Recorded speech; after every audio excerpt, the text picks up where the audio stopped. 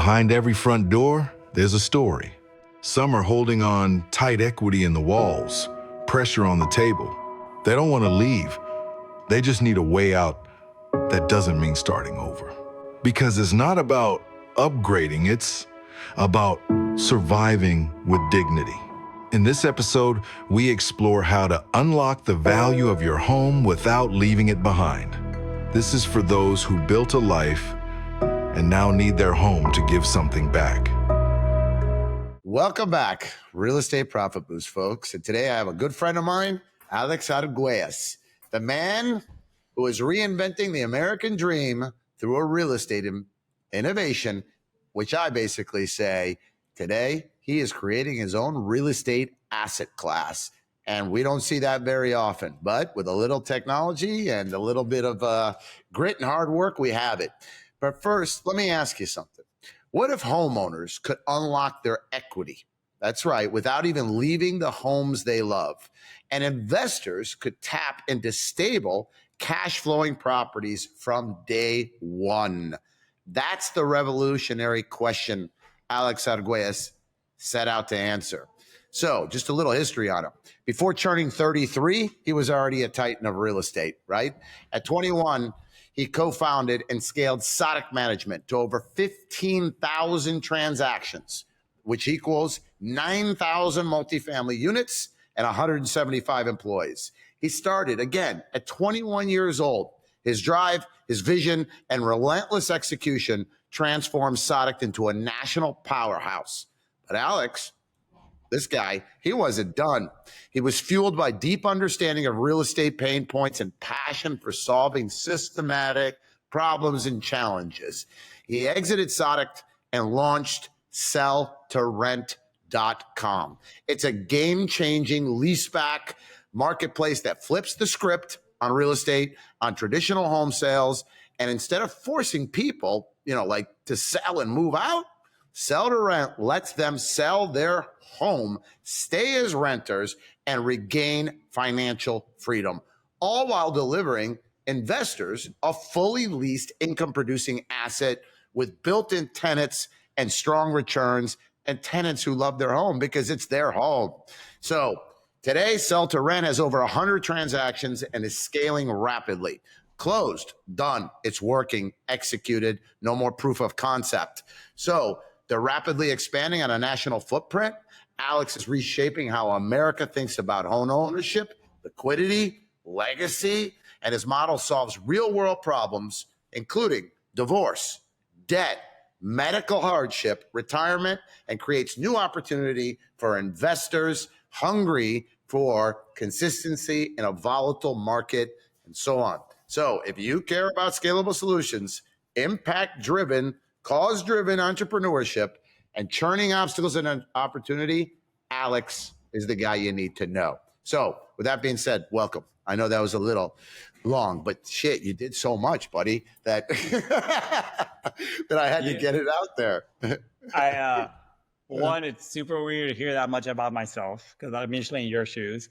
Two, Right. You should be by height, man. And three, holy shit, how am I going to follow that up? It's going to go downhill from here. Let's go. No way. No, it's good. And by the way, right, just as a disclosure, I'm also an investor in Sell to Rent because I believe in Alex and his co-founder, Danny. So they rock. And if I invested in it, I'm not even going to say it, but one day, maybe if you're lucky enough, they'll reach out for Series B or whatever the second round will be. So I only invest in real people with ethics and execution. So rock and roll. All right. So Alex, obviously you got a great track record, all that good stuff. So let's jump right into Sell to Rent. And then maybe a little bit later get into your pre-story, 33 years old. So bottom line is, let's break down the Sell to Rent model because people today may not understand it. So let's start with breaking that down. And also maybe you want to start with what inspired the creation of Sell to Rent and how does it work? Go for it, bud. Yeah, I connect to stories. So I think the origin story, and we'll laugh through it, is probably the best starting point. So the origin story of Sell to Rent is with my partner, Danny, who originally put a portfolio together of single family homes in South Florida. I think he looked at 6,000 homes. He underwrote 6,000 homes to buy 400. And his aha moment was when he was buying these properties from individual sellers. They were like a lot of times they needed the liquidity. They had bad credit. They were going through a tough situation. They couldn't refi. They couldn't get HELOCs, but they would sell the home and then move across the street. They would sell it because their kid went to school, or they would sell the home and move 2 blocks down because their family members lived there. So they loved the neighborhood. They loved the area, but they needed the liquidity. So Danny had this original idea of, maybe we keep those people in place as the tenant. So Danny tells me this, and I call him an idiot because I was like, why would anybody do this? Like, that's not what you do in the States. You sell your house, you move, period. Why would anybody stay in place, right? And we have this running joke that he's like, do me a favor, test it. Because I originally come from the multifamily side. We'll talk about that later. And I did. I tested with 30 as an entrepreneur, as a founder. I'm like, let me go experience share and learn from other people. So I tested with 30 different people who were all homeowners. And the majority started with like, why would I do that? I'm not selling my house and staying in place. And then most of them came back and said, wait, if I could cash out today, I think the market's already high. If I have a lease, I'm protected in place. I can stay for a long time. I know how long I'm going to pay. I can turn over the keys and I don't have to worry about fixing anything, or if anything has to happen, I'm not accountable anymore. They changed their mindset. So I quickly went back to Danny and I said, you know what? I think there's something here, but if we're going to do it, the truth is I want to do it as an asset light platform. I want to build a technology play because I've already owned thousands of units and managed them up to 33. I'm in a different path now. And I really thought that we could build an asset light model. So instead of owning, we could facilitate transactions. So at the highest level, a simple way to think of us, so we can go deeper later, which is, we're a company that matches homeowners who want to sell their house and cash out and want to stay for a long time, to investors who want to buy those properties at a discount, want to keep the tenants in place, and they know it's an investment. They're never going to move it. So how we kind of put this all together is through our leaseback model, where we've engineered it since we've acquired a lot of things to make it a win-win for both sides of the transaction, the buyer and the seller. You need cash, but you don't want to move. That's the problem. I get it. Check the link in the description below to see how sell to rent can help you stay in your home and unlock the money that's inside of it. It's called equity. And don't forget to like this video, comment with any question that you have, and of course, subscribe for more real estate solutions. Got it. But at its core, which you just explained, it started as a technology play, right? So the purpose, I get it. So for example, you've been in your home for who knows how long, right? 10 years, 15 years, 20 years. It's a national footprint, correct? Yep. Right. So it's all 48 states, maybe Hawaii, Alaska as well. So you've been in your home, you've been there 15 years. And due to some kind of financial hardship, medical, divorce, whatever it is, you're sitting with a lot of equity in your home, but you're forced to sell it. Let's say, give me an example. Like if I got a $300,000 house in the middle of Iowa, I've lived there 15 years, the house is worth $600,000. I paid $300,000 and I have $300,000 in equity. And all of a sudden I have a $150,000 medical emergency. How would this work? How do you find these people? Or let's talk about the seller and how it benefits. Cool. So start with the quote that real estate people love. You're asset rich but cash poor, right? Take that to an individual, a teacher, a professor, a doctor, not a doctor, but someone who doesn't make that much money, but their biggest asset, because the American story is always, you got to buy a house and it's going to grow. That's smart. But in today's world, there's a lot of other asset classes that probably people should be diversified into. Instead of everything in your house, what happens when the tornado comes through? What happens when a hurricane comes through, right? When the biggest 100%. Asset you have is 90% of your net worth is your house. So a lot of people run into problems. We've seen credit card interest rates skyrocket. We've seen crazy emergencies happen. We've seen people lose their jobs a lot recently, right? And we kind of stayed in front of that, seeing, what if your house hits the financial reset for you, right? What if you're able to make the bricks and windows liquid and say, I rode the wave. I bought the house 7 years ago. It's worth a lot more today. Let me get liquid and hit reset, right? So the average, this model works really, really well for sellers who need the liquidity, want to stay in place, and have, let's say, bad credit or in a bad situation, right? You're getting divorced, you have a bunch of credit card debt, medical emergency, you lost your job, just foreclosure, short sales. We've done all sorts of situations. on one side. On the other side, you have the investor who is looking for off-market properties, who's not just on LoopNet or Crexy or just Zillow or Trulia, just scrolling through, seeing same thing everybody's seeing. Wants to buy an asset at a discount, wants to have a tenant in place for kind of like a long-term and cash flow right away. And then kind of one of our secret sauces is we've engineered prepayments into this. So we've seen up to 3 years prepaid. So if you're an investor, you need a lot less cash to close. And you and I both know that once you fall in love with the deal, your number one question as an investor is, how much money do I need? Like, period. Because if you don't have the money, you can't close, right? And people fall in love with real estate and they read all these things and see all those YouTube videos, but they don't realize that if you don't have the cash, you don't pass go. You don't start. Right.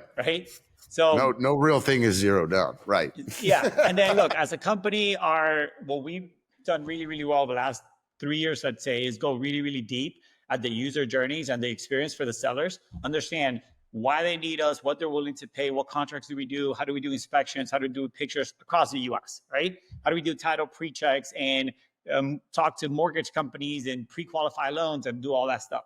Then on the other side, we have the investors. And since we're investors ourselves, we underwrite everything like we were buying it. We look at it as like, what are the pitfalls? What are the downsides? How long do the leases got to be? What should the market rent be? Do they pay up the market rent? How much repairment do we need? So overall, we're in the middle. We have sellers, buyers, and we try to go as fast as possible. And we've had lots of experiences learning of how to make this scalable, how to do this across the US, how to go fast, how to go slow, when, lots of life lessons over the last couple of years. No, I get it. Okay, so if you could take us through that typical sell to rent transaction from start to finish, right? So somebody, like I was saying, in Iowa has a house that they purchased a decade ago for $300,000, right? You've somehow, and you can explain, determined that it's worth $600,000, right? Because sometimes the audience is beginners. So we got to kind of talk to like a 10-year-old, right? And others are the titans. So now all of a sudden, you're doing your digital marketing, selltherent.com and so forth. Someone reaches out, that individual has a medical emergency and wants to tap $150,000 in equity, but he doesn't have, maybe has credit card debt. He can't get, a second loan or a HELOC or a home equity line. And so he now reaches out to sell to rent. Take us through, like you're talking to one of these sellers and how you explain and the benefits, and he needs $150,000, and then you can bring in the investor side. Go ahead. So I'll walk you through kind of like we go really, really deep. I don't think we want to do that. We'll go 100,000 a view, right? So we're a fully digital platform, right? We do all digital marketing. We have partnerships with digital companies that all generate sellers for us, and we do ourselves. And the fact is that people are searching for solutions a lot right now. It could be in Google, it could be on LLMs, but a lot of people are searching for, hey, how do I get liquid? I have bad credit. I have a bad situation. How do I sell my house instead, if possible, right? It all starts with coming to our website. At that point, we kind of do a high level underwriting on the property itself. And do they have equity or not? We meet with them. We spend 30 minutes with everybody on the phone and say, hey, let's really understand you, your why, your need, like how fast you got to do this. We'll never be an iBuyer. This company will never be an automatic offer at the end of 12 questions, ever, right? Real estate is a physical, tangible, hard asset. You got to kind of understand what's there, and you cannot just take a picture and automatically say this is worth $10. Like the fact that people go on Zillow and they're like, my estimate says my house is $200K. I just laugh, right? Yeah. They don't know there's a hole in the roof. They don't know that Zillow makes money by generating leads to realtors, right? Like it's more about, we got to kind of bring them down. Yeah, we got to bring them down. I got it. And say, so we underwrite them. We underwrite the property. We underwrite the transactions like if we were buying it. If all that checks off, we'll put the property on the contract. And so inspections, everything, or just first underwriting? That's okay. Next. Yeah, we first underwrite it, and then we verify all key documents. What's the mortgage at? We do a title pre-check ahead of time to make sure there's no crazy violations or liens or any of that. We speak to the HOA because in our world, since the investors buying it and renting and they're not moving in, there might be rental restrictions. So we've already learned that lesson, and we ourselves talk to the HOA and say, hey, are there restrictions? Are there age restrictions, rental restrictions, animals, any of that stuff? Once we get through that like seller process, we launch on the platform and we get into the investor side. So all that to say is that if that all works out, you make an offer to the person and then they accept, and it's in contract. Is your offer generally what? It's fair market price? It's about 15 to 20% discounted from the fair market price, specifically because none of these investors are moving in. If you buy a house through sell to rent or a condo or a townhouse, you're not moving in. It's an investment. It has to work as an investment. And we're very Understood. clear from the get-go. So that's kind of like the offset, which is, hey, we'll find you a number of investors. We'll give you a competitive process, but you got to make sure that you're willing to be realistic about the price point, because they're not moving into your house and they're not buying it because they feel bad for you. They're buying it because it's an investment. Understood. On the investor side, right? And at the end of the day, the person's looking for that $100,000, doesn't want to leave their house. That's the key. And the main benefit is they get to stay, correct? Our joke is, we talk to realtors all the time, and realtors are friends of ours, but they're not our key business. And realtors come across sellers that they're trying to help, and sellers go, well, where am I going to move? If you help me sell my house, where are we going to move? And my joke is, your own house, stay in place, like cash out and stay in place. If you love your area, stay in place, right? So I walk through kind of like the high level on the seller. On the investor side, once we launch on the platform, our marketing team goes to work. We contact all the investors in our world, in our platform, that we have their buy boxes that this matches at, right? Because if you're in Alaska and I send you a deal in Florida, you might be like, you know what, I'm regional Alaska. I don't have a property manager there or whatever. So we kind of contact everybody who tells us their buy box this matches the transaction. Then we contact the top local investors. We have crazy amount of technology that we were playing with in the background that didn't exist 5 years ago, right? That kind of notates, organizes, targets, contacts all the investors that we don't know. Then we run like a commercial real estate process. We generate offers, we put them all together, we present them to the seller, we let them choose the best option. They could push back on pricing or whatever a little bit. Once we pick the best investor, then we go to work. We run the transaction coordinator, we bring the lender in place, we get the title company going, we execute the leases, we do inspections and appraisals, and we do all that type of stuff to try to get the things done as fast as possible. So you're actually bringing the lender in place for the investor as well? Yeah, we pre-qualify the home. So on the lease side, when the seller is going through the process, we pre-qualify the home for a couple of quotes, because the reality is, we're investors. So like, if you're going to need 100K and we get you 80K, now you only need 20K. And if they're prepaying $1,000 a month, that's $12,000. Well, now you only need 8K, right? So our whole point is, how do we make this an investment in the box? How do we make it as easy as possible for the investor? Understood. So let me ask you, when you make the offer to buy the house, is there also an offer made that the person that needs the cash and wants to stay put in the house, is the offer include a 3-year lease, a 1-year lease, a 10-year lease? Is it prepaid with the equity? So we have our own secret sauce of how we structure the contract. We'll put it on the contract and we'll assign it to the final buyer.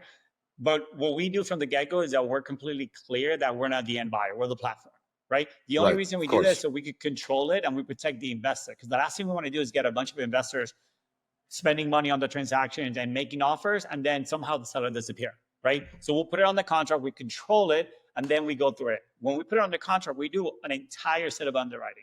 We don't just say we're going to help everybody and launch it and hope it works. We look at market comps, rents. We look at, can they afford the rent? What is it, debt to service, and like debt to service ratios? What are gross cap rates? What are just growth rates? Is it declining? How long are properties staying vacant for? Like we do a whole lot of underwriting, like if we were buying it, right? Then once we launch on the platform, we protect the buyer.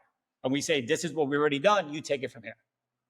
Understood. Okay. So, but the person that wants to stay in place, is it typical for them to use equity in their homes to prepay a lease? Is that what it is? Because it's obviously typical. You have to qualify like you said, you protect this, really you're protecting the seller and you're protecting the investor. But how does the income qualification come on the tenant that wants to stay, right? Like you mentioned earlier, prepaid leases, do they have enough income, that kind of stuff, because they're cashing out with a lot of equity, I'm assuming, right? So lots of live lessons to get to where we are today, right? When I had a whole lot of multifamily units and we run P&Ls and 50 properties together or whatever, I never cared about credit, as stupid as that sounds. We were low to middle market, and when it comes to the tenant base, B and C properties, and a lot of people screw up their credit for a lot of things, right? Everybody goes in there with like, you want the A-rated tenant, the bank's all this money. Well, that's not the majority of the world, right? and they get hung up on credit. What we figured out is that the most important thing is income. Can you afford your rent? People screw their credit because of medical stuff, because of school loans, because they something happened to the kid and they moved houses and they didn't get the bill. What we care about is, can you afford the rent? So for some reason, let's say a couple's getting divorced and the wife wants to stay with their kid and she makes X amount of money and she cannot handle the home by herself financially. Well, we'll say, look, you're cashing out $200K, prepay a year up front, prepay 2 years up front, and get protect the investor. So if someone's in just like, hey, I'm moving to a new house, I want to cash out because I'm building a house and I got to make one of the down payments, there's no financial need there. We just try to help give the investor put less cash up. But if it's someone who is in a bad situation, is going through a foreclosure because something wrong happened, we'll have them prepay the entire rent up front. And we did that because our lenders understand that that's equity. Because think about it this way. Let's say the house is worth $300K, like you said, right? In Iowa. And they're selling it for $250 today, right? The lender's getting 80% on the $250. So the lender's lending 80% on $250, which is even lower. The lender has a lot of protection, right? So what we convince our lenders to do is say, listen, give 80% and also qualify the prepayment as equity because you have so much safety, right? And they've agreed to Understood. that. So as a buyer, you don't need $50K, you need $22K because you're getting everything up front. So we're developing the model, we're getting better at it. No, because we're investors ourselves. So what is the investor going to say at the end of the day? Once they like the deal, how much money do I need? How much cash do I need to close? And here's the other thing. Most of our leases, we've done up to 5-year leases or longer term leases, right? What that also brings is you don't have to rehab the property day one. So a lot of people are like, I'm going to flip this house. I'm going to flip this investment. Well, you need a lot of capital to do the rehab, right? What if you don't going to put a dollar into it for 4 years? It's not going to give you more rent, at least in our strategy, right? Keep the money in your pocket. 100%. I get it. I mean, listen, I heard magic to my ears, right? So the way I hear, because I'm an investor, obviously, is okay. Here's a house in the middle of Iowa. It's a couple going through a divorce, right? They've been there for 15 years. They've got a lot of equity, right? Let's say 200,000 as an example. And I'm an investor, right? Alex does all the due diligence, sell to rent does. They get the lender. They get everything in place. They understand the rent comps. They do everything. They buy the house, let's say at $250,000, which is $50,000 below market. Okay. Then your lender that they prepare is only 80% of $250,000. Right? 20% of 250 versus 20% of 300. So it's way less cash out of pocket, right? And then they control the transaction.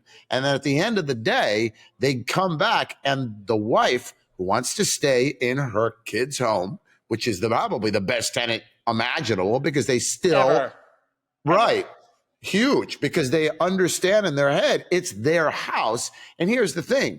In that situation, most divorced women and their families get disrupted and they have to sell the house and the equity has to go to the husband and the wife in the middle of divorce and everyone ends up in apartments renting, right?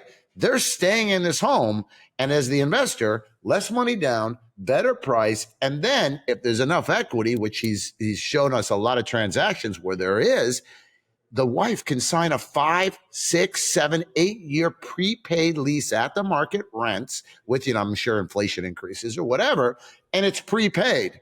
So you, as the investor, that's it. I mean, you're good. So like that, not only what I hear is you're really serving a purpose, right?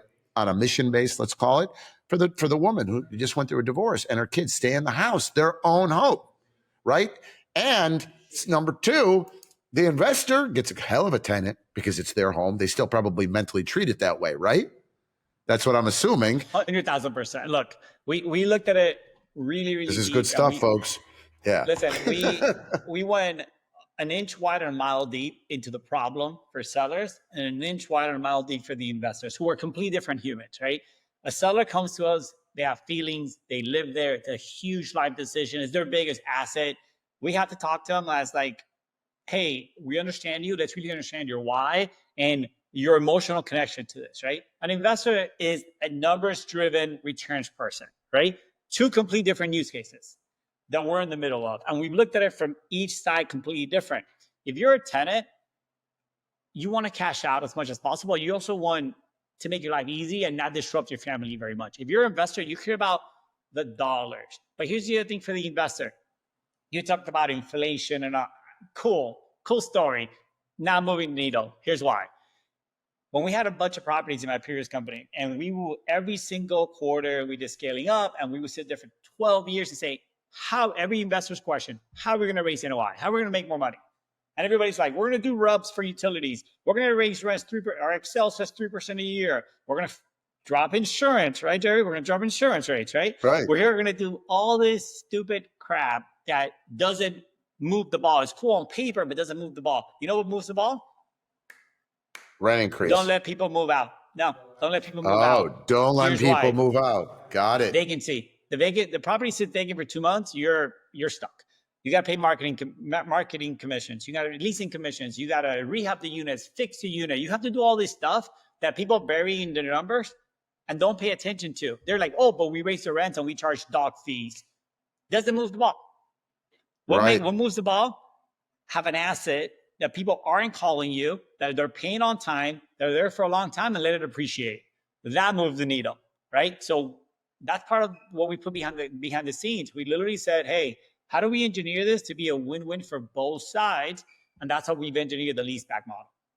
We're helping real people solve real problems, one house at a time. And if you're a homeowner who needs options, check the sell to rent link in the description now. And don't forget to like, subscribe, and drop a comment. And please share this with others who want to learn everything about sell to rent and real estate profit boost.